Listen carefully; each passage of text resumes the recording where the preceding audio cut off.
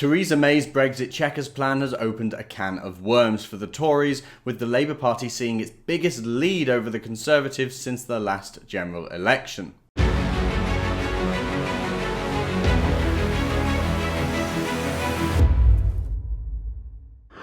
The last general election was a bit of a shock for everybody. We kind of just assumed that really Theresa May was going to sweep up. In fact, I did anyway, but actually Corbyn did significantly better than anyone thought, and it was down to a few things. Now, first off, Theresa May ran this presidential-style campaign, which never really works if your candidate doesn't have that much charisma, and Theresa May, I feel bad saying it, but it's true, not really much charisma, so the presidential-style campaign failed, and Labour had a vague plan for Brexit, and Theresa May only just scraped through after that election with her strong and stable message with a minority government supported by the DUP, and despite the unstable government that followed, she managed to maintain a sort of stable position, at least in the polls, compared to Jeremy Corbyn, and that's probably because she looked like she was at least going to follow through with the Brexit result. Many people believe that even though she was a Remainer, she wanted to do it properly, she wanted to get it done, and a lot of people just placed their trust in her. So even though she didn't get a full majority in Parliament, she did reasonably well in the polls, either matching Labour or beating them just slightly.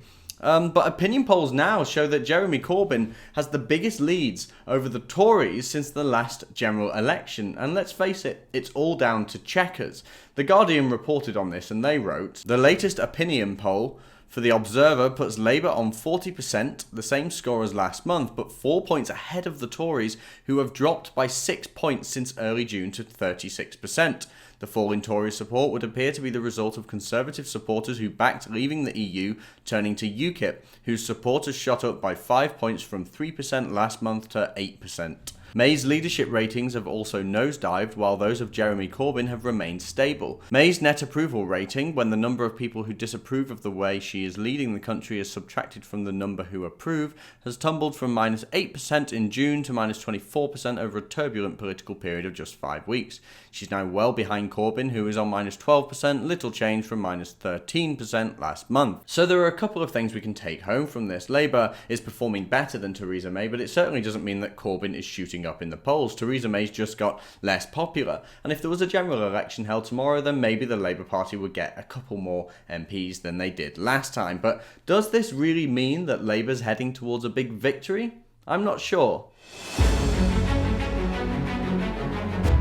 The polls are shifting and Labour is ahead of the Tories, but what does this mean? Well, I think there's a couple of things we can take home from this. First off, I wouldn't say that I think Jeremy Corbyn is shooting up in the polls. In fact, the data shows us that's not the case. What the data does show is that Theresa May is just becoming less popular. So Jeremy Corbyn is in the lead by default.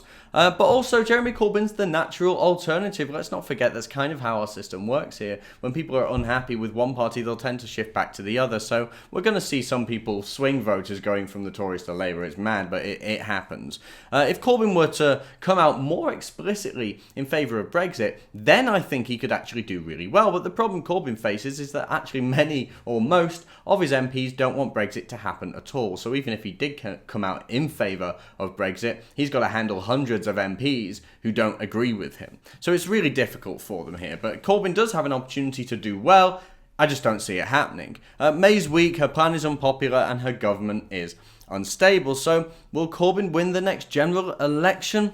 Maybe, but I doubt it'd be a landslide. If a general election was held tomorrow based on these polls, I suspect that the Labour Party might get a few more MPs. Maybe they could form a coalition with other parties. Maybe they could even form a minority government. Can you imagine how terrible that'd be? But I think the big take home here is that Corbyn is slightly less uninspiring than Theresa May. That's about it. It's not like a massive shoot up for the Labour Party. Corbyn's still struggling with anti-Semitism problems. There's so many scandals going on with his own party. I think most people just look at him as maybe the least worst option somehow. But the other take home here is that UKIP is growing in the polls, and some people seem to think that this is going to be a huge resurgence of UKIP on the political stage, but the party admits themselves that they're basically a barometer party. So hear me out on this. Patrick O'Flynn, a UKIP MEP, admitted this too in a tweet and in an article that he published on Brexit Central, in which he talks about Tory voters switching over to UKIP, even temporarily, to save